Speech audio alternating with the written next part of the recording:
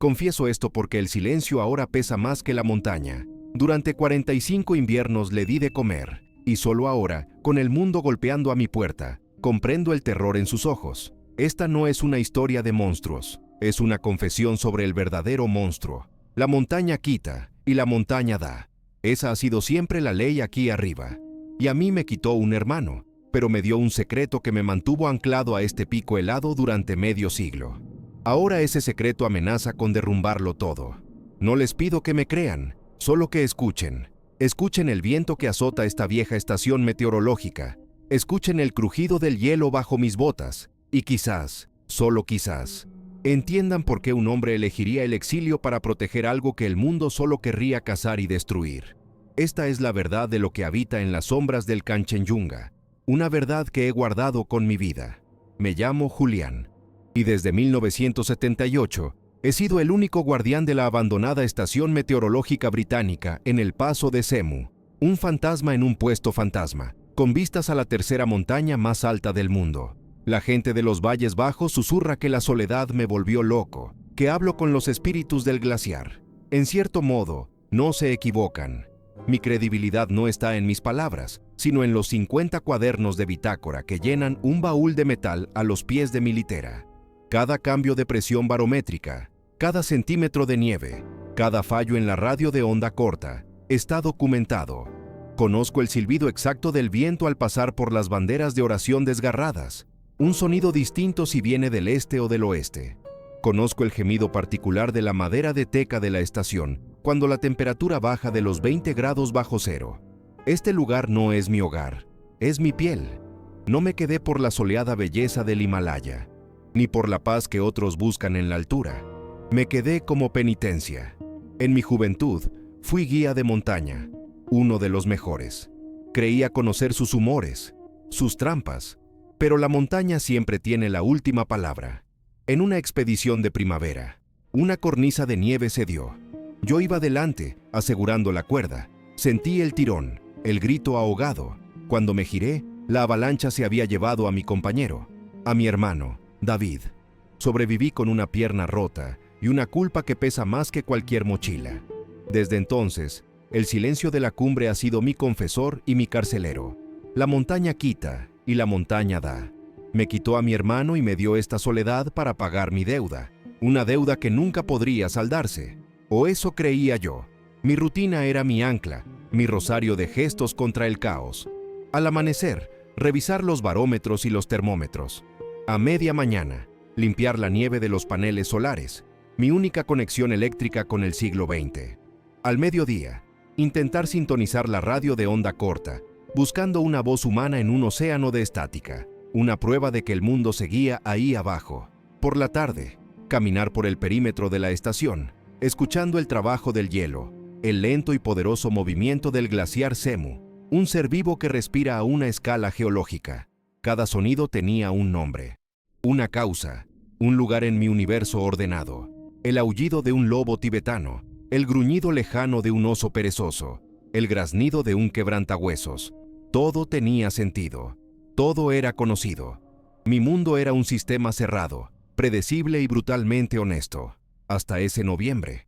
La nieve había caído temprano y espesa, cubriendo el mundo en un silencio algodonoso y profundo.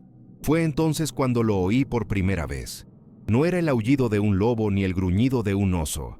Era un sonido que no tenía lugar en mis décadas de registros. Un resoplido gutural, profundo, como el de unos pulmones inmensos luchando por encontrar oxígeno en el aire fino y helado. Venía de la cresta que domina la estación. Lo siguió un sonido de arrastre, pesado, rítmico, como si alguien estuviera moviendo una roca envuelta en pieles sobre la nieve recién caída. El silencio que vino después fue peor que el ruido. Era un silencio que escuchaba, un silencio que esperaba. Esa noche no dormí. Me quedé sentado junto a la estufa, con un piolet en la mano, escuchando el latido de mi propio corazón. El miedo es un mal consejero en la alta montaña. Te hace cometer errores estúpidos. Esperé a que el sol tiñera de rosa los picos y salí. El aire era tan afilado que dolía respirar. Seguí el eco del sonido hasta la cresta. Y allí estaban. Las huellas. No eran de oso. Conocía las huellas de oso.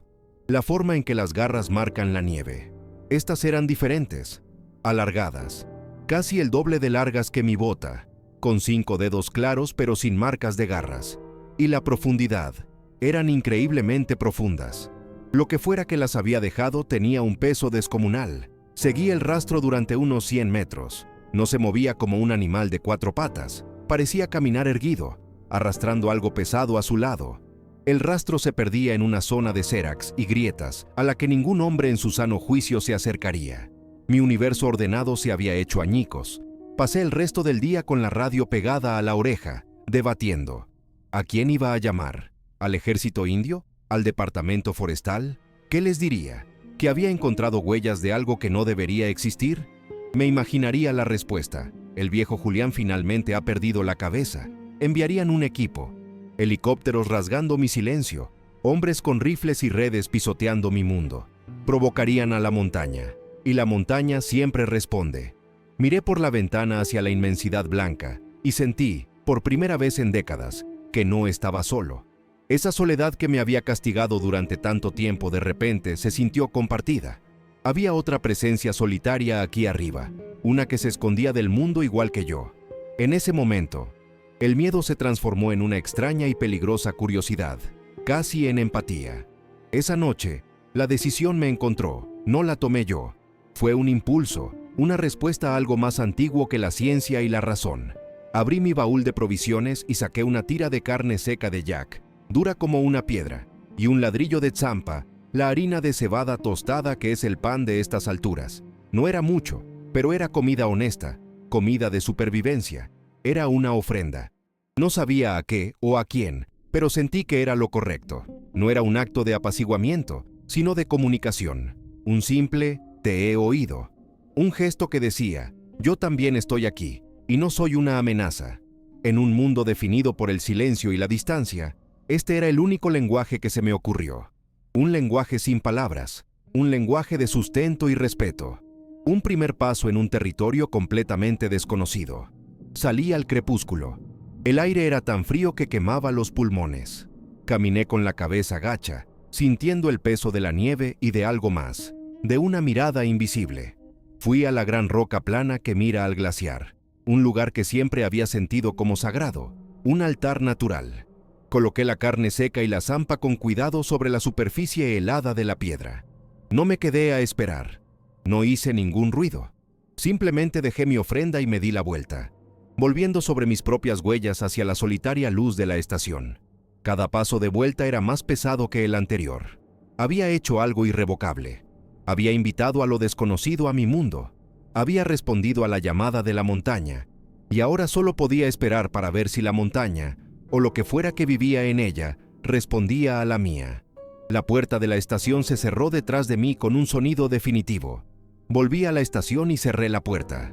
El sonido del cerrojo nunca había sonado tan definitivo, como si estuviera sellando no solo la entrada, sino un pacto. Me senté a mi escritorio y abrí el cuaderno de bitácora de ese día. Mi mano, con la pluma llena de tinta, temblaba sobre la página en blanco. Escribí la presión, la temperatura, la nubosidad, datos fríos, objetivos. Mi vida entera estaba en esos libros, una crónica de la verdad observable. Pero no escribí nada sobre el sonido, nada sobre las huellas, nada sobre la ofrenda. En ese momento, creé un segundo registro, uno secreto, que solo existiría en mi memoria. Tomé una decisión moral: proteger el misterio en lugar de exponerlo. Mentir por omisión. Fue mi primer acto de silencio deliberado, el primer hilo de la red que me atraparía durante los siguientes 45 años. A la mañana siguiente, el sol apenas despuntaba sobre el pico llano cuando volví a la roca. El corazón me martilleaba contra las costillas. Un tambor en el silencio alpino. La nieve alrededor de la roca estaba intacta, virgen, excepto por mis propias huellas del día anterior. Pero sobre la piedra no había nada. La carne seca y la tzampa habían desaparecido. No había migas, ni restos, ni señales de un animal carroñero. Simplemente se habían ido. Miré hacia las cuevas en los acantilados de hielo, allá arriba, donde el rastro se había perdido. No vi nada, pero sentí una quietud observadora. La ofrenda había sido aceptada, el pacto silencioso había comenzado, y yo, Julián, El hombre que vivía como penitencia por una muerte acababa de atar mi destino a una vida que ni siquiera podía empezar a comprender. Si esta confesión ya empieza a pesarles tanto como a mí, dejen un like, suscríbanse y compartan esta historia. Necesito que alguien más la cargue conmigo. Quédense, porque esto es solo el principio del ritual. Así comenzó nuestro pacto silencioso. El ritual que le daría un nuevo esqueleto a mis inviernos durante las siguientes 4 décadas. Una ofrenda por otra ofrenda. Después de la primera desaparición de la comida, volví a la estación con un nuevo tipo de soledad, una que estaba llena de expectación. Ya no esperaba solo el amanecer, esperaba una respuesta. Al día siguiente, dejé otra ración, y al siguiente. Durante una semana, la comida desaparecía sin dejar rastro. No había más sonidos, ni más huellas. Empecé a dudar, a pensar que quizás había sido un oso excepcionalmente listo, o un juego de mi propia mente, pero en la mañana del 8º día, encontré el primer regalo. No era comida, no era un animal muerto. Sobre la superficie lisa de la roca, justo donde yo dejaba la zampa, había un amonites fosilizado, un caracol de piedra perfectamente espiralado, del tamaño de mi puño. Lo reconocí al instante. Sabía que estos fósiles existían en las capas de roca sedimentaria, pero a una altitud y en unas paredes de roca que requerían equipo de escalada profesional y días de trabajo. Era inalcanzable para mí. No era un regalo de la naturaleza, era un regalo de una inteligencia. Tomé el fósil en mi mano. Estaba helado, pesado, un trozo de tiempo geológico entregado como un mensaje. En ese momento, cualquier teoría sobre un animal común se evaporó. Los osos no extraen fósiles. Los lobos no entienden de simetría ni de intercambio. Aquello que vivía en las alturas no solo era poderoso, era consciente. Estaba comunicándose en el único lenguaje universal que compartíamos, el lenguaje del paisaje. Yo le ofrecía sustento, y él me ofrecía un secreto de la montaña. De repente, mi mundo se expandió y se encogió al mismo tiempo. La inmensidad del Himalaya se había concentrado en esa pequeña roca plana. Mi soledad ya no era un vacío, era una conversación silenciosa. Me llevé el amonites de vuelta a la estación y lo coloqué en mi escritorio, junto al barómetro. Era mi nueva ancla, la prueba tangible de que no estaba loco. La montaña quita y la montaña da. Me había quitado a mi hermano, y ahora me estaba dando un propósito que me helaba la sangre y, al mismo tiempo, me hacía sentir extrañamente vivo. El ritual se había cimentado, la respuesta había sido dada. Nuestra rutina se volvió tan regular como el ciclo del sol. Cada atardecer, sin falta, llevaba mi ofrenda a la roca. La cantidad variaba, dependiendo de mis propias provisiones, pero nunca fallaba. A cambio, los regalos seguían apareciendo, no a diario, sino cuando era necesario. Eran un lenguaje de advertencia y guía. Un día, planeaba descender por el sendero oriental para revisar una vieja baliza meteorológica que había fallado. Era mi ruta habitual, la más corta. Al amanecer, encontré el camino bloqueado por un montículo de piedras, apiladas de una forma que no era natural. No estaban simplemente caídas, estaban colocadas, formando un muro deliberado de casi 1 metro de altura. Mi primera reacción fue de fastidio. Rodeo la pila y ya, pensé. Pero entonces recordé el amonites. Esto no era azar, era un mensaje, un «no pases», con una sensación de inquietud. Di la vuelta y tomé la ruta occidental, mucho más larga y ardua. Horas después, mientras luchaba contra el viento en la otra cara de la cresta, oí un estruendo profundo que hizo vibrar la nieve bajo mis pies. Un eco atronador que duró casi 1 minuto. Una avalancha. Cuando regresé a la estación al anochecer, con la baliza reparada, miré hacia el sendero oriental. Ya no existía. Una masiva lengua de nieve y rocas lo había borrado por completo del mapa. Si hubiera ignorado la advertencia, si hubiera sido el hombre pragmático y testarudo que era antes, ahora sería parte de la montaña. Otra historia susurrada por los guías en los valles. Me senté en mi litera esa noche, el corazón galopando. Él no solo me estaba observando, me estaba protegiendo. El pacto no era solo de sustento, era de supervivencia mutua. Yo lo alimentaba para que sobreviviera al invierno. Él me guiaba para que yo sobreviviera a la montaña. Este conocimiento me trajo una calma profunda, pero también un nuevo tipo de miedo. Mi vida ya no dependía solo de mi experiencia y mi juicio, sino de mi capacidad para interpretar correctamente estos signos silenciosos. El error, ahora, no solo significaba mi fin, sino el fin de esta comunicación única. El peso de ese secreto se hizo un poco más pesado. Un secreto compartido es una carga para dos. Fue entonces cuando aprendí la primera regla del ritual, y la aprendí de la forma más dura: la ausencia. Mi curiosidad se volvió insoportable. Necesitaba ver, aunque fuera una sombra, una silueta, una noche. Después de dejar la ofrenda, no regresé directamente a la estación. Me escondí detrás de un afloramiento rocoso a unos 200 metros, tiritando de frío, con los binoculares pegados a los ojos. Esperé. El crepúsculo se tiñó de un púrpura profundo y luego de un negro absoluto. La luna era una astilla de plata. No vi nada, no oí nada.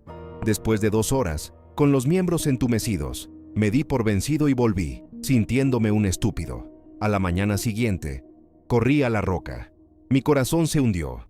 La comida estaba allí, intacta, congelándose lentamente sobre la piedra. El silencio que rodeaba la estación ya no era expectante.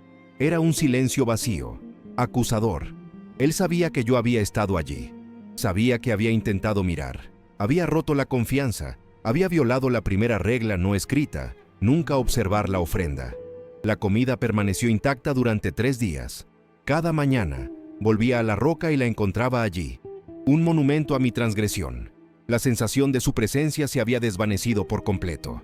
La montaña volvía a ser un lugar vacío y hostil, y mi soledad regresó con una fuerza devastadora. Era peor que antes, porque ahora sabía lo que había perdido. No era solo la guía, era la conexión.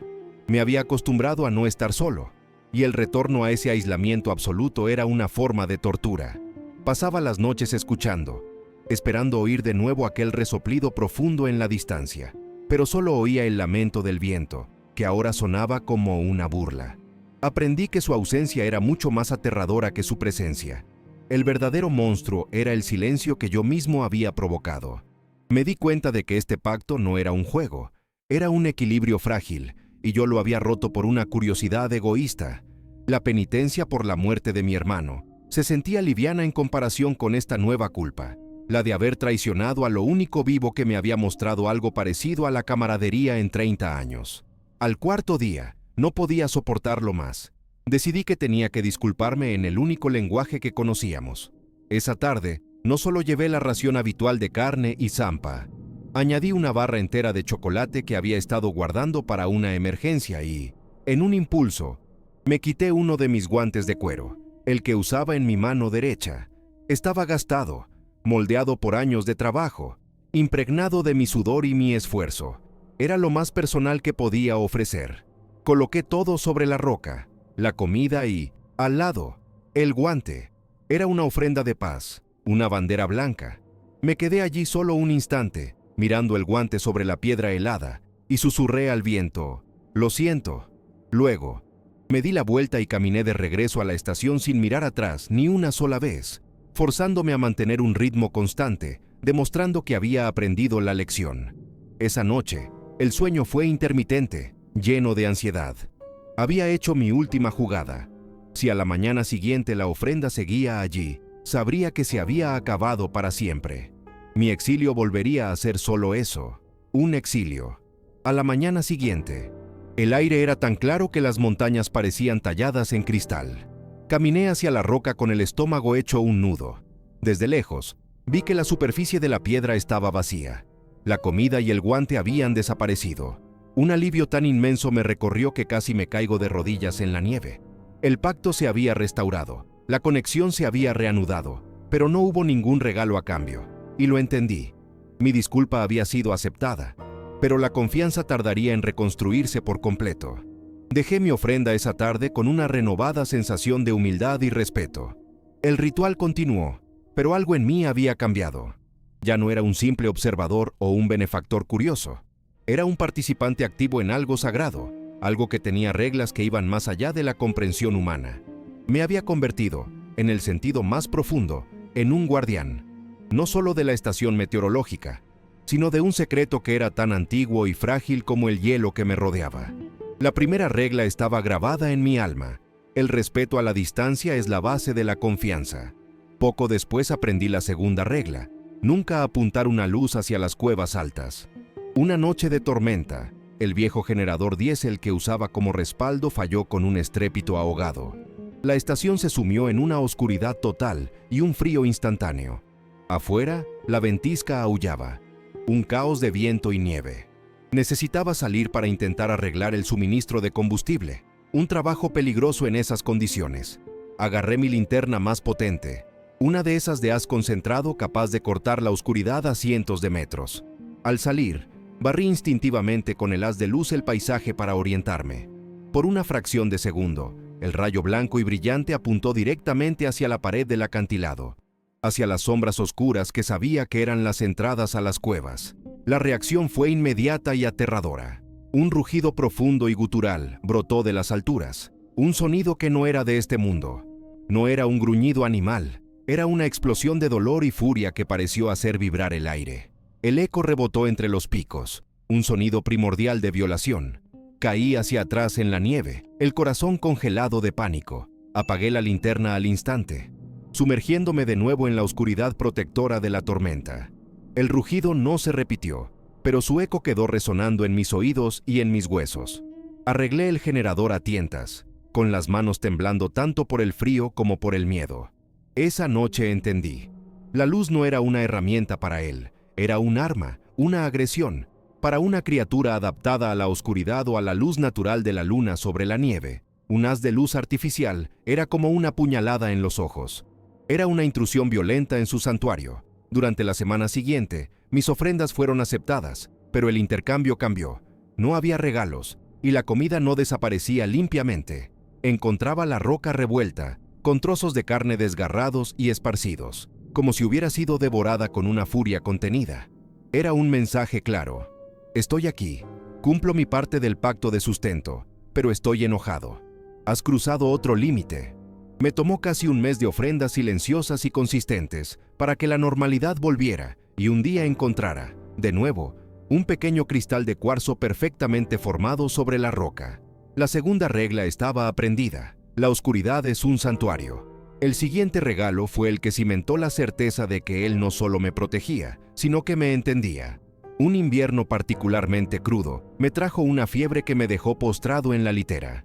Tiritaba bajo una montaña de mantas, demasiado débil y mareado para levantarme. Durante 2 días no pude hacer mi ofrenda en la roca. El simple hecho de caminar hasta la puerta era una odisea. Al tercer día, la fiebre bajó un poco y logré ponerme de pie. Me preocupaba que mi ausencia hubiera sido interpretada como otra transgresión. Abrí la puerta, esperando encontrar el mundo indiferente a mi sufrimiento. Pero justo en el umbral, sobre la nieve apisonada, había un pequeño manojo de hierbas de un verde oscuro, atadas con una fibra vegetal. Un aroma penetrante y mentolado llenó el aire helado. Eran hierbas medicinales de alta montaña, conocidas por los sherpas por sus propiedades para bajar la fiebre y aliviar la congestión. Hierbas que solo crecían en laderas peligrosas y expuestas al viento. Él no solo había notado mi ausencia en la roca, había entendido la causa, había venido hasta mi puerta y me había dejado la medicina. Mientras preparaba una infusión con aquellas hierbas, el vapor llenando mi pequeña cabina, me di cuenta de la profundidad de nuestra conexión. Esto iba más allá de la guía o la protección. Esto era cuidado, era empatía. Él sabía que yo estaba enfermo y actuó en consecuencia. ¿Cómo? ¿Podía oler la enfermedad en el aire? ¿Había escuchado mis quejidos febriles a través de los muros de la estación? No tenía respuestas, solo la abrumadora evidencia de un acto de compasión. Esa noche, aunque todavía débil, hice el esfuerzo de llevar una doble ración a la roca. Era mi forma de dar las gracias. A partir de ese día, el miedo residual que siempre sentía se transformó en un profundo y duradero respeto, casi en afecto. Mi guardián silencioso no era un monstruo, era un sanador. Este nuevo conocimiento añadió otra capa de complejidad al secreto que guardaba. Ya no protegía a una bestia misteriosa. Protegía a un ser sensible que había demostrado más compasión por mí que la mayoría de los humanos que había conocido. El peso de mi secreto se convirtió en el peso de una responsabilidad sagrada. Protegerlo a él era proteger una forma de bondad pura y salvaje. Fue tratando de explorar de dónde venían estas hierbas que aprendí la tercera regla. Hay lugares prohibidos. Lleno de una renovada confianza tras el episodio de la fiebre, decidí intentar mapear un poco su territorio. No para invadirlo, me dije, sino para entenderlo mejor. Empecé a caminar hacia la zona de séracs y grietas donde había visto las primeras huellas desaparecer años atrás. Era un terreno traicionero, pero me sentía seguro, casi inmortal bajo su vigilancia. A medida que me acercaba al borde del campo de hielo, a una zona que claramente era el umbral de su dominio, un sonido comenzó. No era un rugido, ni un gruñido. Era un golpe rítmico, sordo y pesado. Thump, thump, thump. Venía de las cuevas, en lo alto del acantilado. El sonido reverberaba en el hielo, una percusión lenta y deliberada. No era geológico, no era un animal. Era una advertencia tan clara como una señal de tráfico. Era un corazón latiendo, el corazón de la montaña diciendo, hasta aquí. Me detuve. El golpeteo continuó, constante, sin prisas. No era agresivo, era firme, un muro de sonido. Me quedé quieto durante varios minutos, entendiendo el mensaje. Esta era su frontera. Mi mundo terminaba aquí. Di media vuelta y el golpeteo cesó. Ese día encontré el objeto que se convertiría en la espina dorsal de mi miedo durante las siguientes décadas. Mientras me alejaba de la frontera sónica, mi bota tropezó con algo duro bajo la nieve. No era una roca. Me agaché y escarbé. Era un trozo de metal, latón, pesado y deslustrado por el tiempo, con los bordes afilados y retorcidos, como si hubiera sido arrancado con violencia. Tenía una forma extraña, con una bisagra gruesa en un extremo y remaches. Claramente, era una pieza de algo manufacturado, tecnología humana. No era un regalo, no estaba sobre la roca, estaba aquí, en el límite de su territorio, casi como basura o como un recuerdo doloroso del que quería deshacerse. Lo recogí. El frío del metal pareció quemarme la mano a través del guante. Sentí una oleada de pavor. Esto no pertenecía a la montaña. ¿De dónde había salido? ¿Y por qué estaba aquí, en la frontera de su hogar? Instintivamente, supe que no debía tenerlo, que era un fragmento de una historia que no me correspondía, pero no pude dejarlo. Lo metí en el bolsillo más profundo de mi parka. De vuelta en la estación, lo escondí en el fondo de mi baúl de metal, bajo los cuadernos de bitácora más antiguos. Algunos secretos son más pesados que la montaña, y este trozo de latón se sentía como el peso de una cordillera entera. Los años se fundieron en un ritmo de ofrendas y regalos, una liturgia silenciosa que le dio sentido a mi penitencia. La relación se profundizó, volviéndose algo más que un simple intercambio de supervivencia. Un invierno, la radio de onda corta, mi única voz del mundo, murió con un último y triste chirrido. El silencio se volvió absoluto, claustrofóbico. Durante días, luché con los circuitos, con los cables congelados, sintiéndome más solo que nunca. Desesperado, le hablé al viento durante una ofrenda, describiendo mi frustración, mi aislamiento. A la mañana siguiente, sobre la roca, encontré un trozo de cuarzo lechoso, atravesado por una fina veta de un mineral oscuro y brillante. Era un cristal de galena. Recordé de mis viejos manuales de guía que los primeros aparatos de radio, las radios de galena, usaban cristales como este para captar las ondas. No podía arreglar mi radio con él, pero el mensaje era inequívoco. Él entendía mi problema. Estaba escuchando, no solo mis pasos, sino mis palabras, mi desesperación. Nuestra comunicación evolucionó más allá de las advertencias. Durante una ventisca que me mantuvo encerrado durante casi una semana, el mundo exterior desapareció bajo un torbellino blanco. No podía llegar a la roca. El viento aullaba como un alma en pena, y la soledad se clavaba en mí, fría y afilada. En la tercera noche, al borde de la desesperación, escuché un sonido.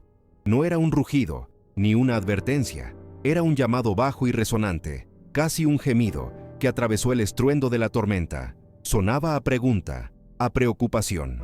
En un impulso, tomé una olla de metal y golpeé 3 veces la pared de madera de la estación, un sonido sordo y metálico. Clang, clang, clang. Esperé, conteniendo la respiración. 1 minuto después, el mismo llamado grave me respondió desde la oscuridad, esta vez más corto, más tranquilizador. Nos quedamos así durante casi 1 hora, llamando y respondiendo a través de la furia de la tormenta. No estábamos solos, ninguno de los dos. Incluso desarrollamos una especie de juego silencioso. Para combatir la monotonía aplastante del invierno, empecé a dibujar formas simples en la nieve con mi bota cerca de la roca de las ofrendas. Una espiral, un círculo, una línea ondulada. Era una tontería, un gesto para sentir que aún quedaba algo de humanidad en mí. Al día siguiente, al dejar la nueva ofrenda, encontraba mis dibujos sutilmente alterados. La espiral tendría un círculo añadido en su centro. La línea ondulada estaría cruzada por otra, formando una especie de rejilla. Un día, dibujé una forma tosca de una mano humana, con 5 dedos. A la mañana siguiente, junto a ella, había una impresión enorme en la nieve, una huella de su propia mano, con 5 dedos anchos y largos, sin garras. Era su forma de decir, te veo. Nuestra existencia compartida ya no era solo un pacto, era una vecindad, una extraña y silenciosa amistad, forjada en el lugar más solitario de la tierra. Pero la paz en la montaña es un estado frágil. El mundo de abajo siempre encuentra la manera de subir. El ruido llegó primero, un zumbido mecánico, antinatural, que desgarraba el silencio sagrado de la cumbre. Al principio era distante, pero en cuestión de horas se convirtió en un rugido ensordecedor. 2 motos de nieve, de un rojo chillón que era una ofensa para la vista, treparon por la ladera y se detuvieron a unos 500 metros de mi estación. De ellas bajaron 2 hombres, vestidos con ropa de alta tecnología, sus risas y gritos resonando en el aire prístino. No eran excursionistas, lo supe por los rifles de alta potencia que llevaban en la espalda y por la arrogancia de sus movimientos. Eran cazadores de trofeos, la peor clase de hombres, los que vienen a la montaña no para respetarla, sino para conquistarla y colgar un pedazo de ella en su pared. Mi corazón se convirtió en un nudo de hielo. Instalaron un pequeño campamento, una mancha de color y ruido en la blancura inmaculada. Durante el día, exploraban con una ruidosa confianza, disparando a blancos imaginarios, sus voces profanando el silencio. Pero fue su equipo lo que me llenó de un terror helado. Desplegaron una serie de cámaras con sensor de movimiento, pequeñas cajas oscuras que ataban a las rocas y a los escasos árboles retorcidos por el viento. Observé con horror a través de mis binoculares cómo colocaban una de ellas en un afloramiento rocoso que tenía una vista directa y perfecta de nuestra roca de ofrendas. Estaba a menos de 50 metros. Cualquier movimiento nocturno allí, cualquier visita, quedaría registrada. El ritual, nuestro pacto, nuestra comunicación, todo quedaría expuesto. Sentí una oleada de ira protectora que no había sentido en mi vida. Ellos no estaban cazando un oso o un leopardo de las nieves. Sin saberlo, estaban cazando a mi único amigo. La elección era brutalmente simple. Podía no hacer nada y arriesgarme a que grabaran una prueba irrefutable de su existencia, lo que traería al mundo entero a mi puerta. O podía intervenir, cruzar una línea que nunca había cruzado, y convertirme en algo más que un guardián silencioso, convertirme en un saboteador. Durante 2 días, los observé, paralizado por la indecisión. Mis ofrendas se volvieron un acto de puro nerviosismo, dejando la comida y huyendo, imaginando el pequeño ojo de cristal de la cámara registrando cada uno de mis movimientos. No hubo regalos de vuelta.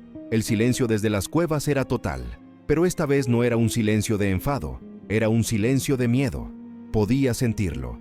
El miedo no era mío, era suyo, y eso fue lo que me decidió. No iba a permitir que el terror que había en sus ojos, el que ahora empezaba a comprender, se hiciera realidad por mi inacción. Algunos secretos son más pesados que la montaña, y yo había decidido cargar este hasta el final. El pronóstico del tiempo fue mi aliado. Una fuerte borrasca se anunciaba para la noche siguiente, con vientos huracanados y nieve espesa. Sería mi tapadera. Esa noche, mientras la tormenta comenzaba a aullar, me vestí completamente de blanco, mi rostro cubierto por una bufanda, convirtiéndome en un fantasma en mi propio dominio. Salí a la furia de la ventisca. El viento era tan fuerte que tenía que avanzar agachado, usando las formaciones rocosas como cobertura. Mi objetivo no era la destrucción ruidosa, sino el sabotaje sutil e indetectable. Llevaba conmigo un pequeño bote con grasa de yak y mis herramientas más finas. Cada cámara fue un pequeño desafío en la oscuridad y el caos. No las rompí. Desenrosqué con cuidado las lentes y unté una fina capa de grasa en la superficie interior antes de volver a enroscarlas. Las imágenes que grabaran serían solo una mancha borrosa e inútil. La cámara más cercana a la roca fue la más peligrosa de alcanzar. Estaba en un lugar expuesto y el campamento de los cazadores estaba peligrosamente cerca. Me arrastré sobre mi vientre los últimos 20 metros, con el viento arrancando el calor de mi cuerpo. Mientras manipulaba la lente, una de las tiendas se abrió y un haz de luz de una linterna potente barrió la ladera. Me quedé absolutamente inmóvil, mi cuerpo presionado contra la nieve, mi corazón martilleando tan fuerte que temía que lo oyeran por encima de la tormenta. La luz pasó a centímetros de mi cabeza, una espada blanca cortando la oscuridad. Recordé mi propia estupidez con la linterna años atrás, la furia que provoqué. Ahora era yo el que se escondía de la luz. El haz se retiró y la solapa de la tienda se cerró. Terminé mi trabajo con manos temblorosas, el aliento congelándose frente a mi cara. No solo había saboteado sus cámaras, había robado su oportunidad. Para las cámaras que no pude alcanzar, mi método fue otro. Usando unos alicates finos, logré abrir los pequeños compartimentos de las tarjetas de memoria. Las extraje, una por una. Pequeños rectángulos de plástico que contenían el alma de su profanación. No las destruí. Simplemente las enterré profundamente en una grieta llena de nieve, donde no las encontrarían hasta el deshielo de primavera, si es que alguna vez lo hacían. Mi último acto de sabotaje fue en sus motos de nieve. No dañé el motor. Eso sería demasiado obvio. Simplemente mezclé una buena cantidad de nieve fina como el azúcar en sus depósitos de combustible. Cuando intentaran arrancarlas, el agua congelaría las líneas de combustible y las máquinas simplemente no funcionarían. Se verían obligados a bajar a pie, una caminata larga y humillante. Volví a mi estación justo antes del amanecer, exhausto, helado, pero con una feroz sensación de triunfo. Había protegido nuestro santuario. A la mañana siguiente, la tormenta amainó. El mundo era de un blanco puro y limpio. Mis ofrendas de los días anteriores habían desaparecido. Sobre la roca, me esperaba un regalo, una única y gran pluma de águila dorada, perfecta e intacta. Un trofeo, un agradecimiento. Unas horas más tarde, los gritos de frustración desde el campamento de los cazadores confirmaron mi éxito. Oí sus maldiciones mientras revisaban sus cámaras inútiles y trataban de arrancar sus motos de nieve sin éxito. Su arrogancia se había convertido en una rabia impotente. Yo los observaba desde la seguridad de mi ventana, fingiendo ignorancia, mientras recogían su campamento con furia. Sabía que era cuestión de tiempo antes de que vinieran a por mí. Era el único otro ser humano en cientos de kilómetros. No necesitaban pruebas, solo un chivo expiatorio. La montaña quita y la montaña da. Yo le había dado protección a su guardián, y ahora la montaña me iba a quitar mi paz. Llegaron a mi puerta al mediodía, los dos hombres con sus rostros enrojecidos por el frío y la ira. No tocaron, patearon la puerta. «¿Qué les hiciste a nuestras cosas, viejo loco?», gritó el más grande, su aliento formando una nube de vapor. Me mantuve en el umbral, aparentando una calma que no sentía. «¿De qué hablan? He estado aquí dentro durante la tormenta, como cualquier persona en su sano juicio. Negué todo conocimiento, me encogí de hombros, les ofrecí té caliente, jugué el papel del viejo ermitaño excéntrico e inofensivo. No tenían pruebas, solo sospechas». Mi negativa tranquila y constante los enfureció aún más. «Sabemos que fuiste tú. Nadie más está aquí arriba. Arruinaste una cacería de $10,000, vociferó el otro. Yo simplemente seguí negando, mi corazón un tambor sordo en mi pecho. Vi su frustración convertirse en violencia ciega. No podían probar mi culpa, así que decidieron castigarme de todos modos. El hombre más grande me empujó a un lado. No me golpearon a mí, sino a mi estación, a mi mundo. Con una furia brutal y sin sentido, uno de ellos agarró una pala y comenzó a destrozar mis paneles solares, mis únicas fuentes de energía. El otro, con una barra de metal, se ensañó con la antena de mi radio de onda corta, la que tanto me había costado mantener, doblándola y partiéndola hasta dejarla como un amasijo de hierros inútiles. Cada golpe era un golpe contra mí, contra mi conexión con el mundo, contra mi capacidad de pedir ayuda si la necesitaba. Fue un acto de pura malicia, el castigo de un matón que no puede salirse con la suya. Observé en silencio, mi rostro una máscara de piedra, mientras destruían décadas de mi vida. Sabía que resistirme solo empeoraría las cosas. Este era el precio. Este era el coste real de mi elección. Protegerlo a él me había costado mi propia seguridad. Cuando terminaron, me miraron con desprecio.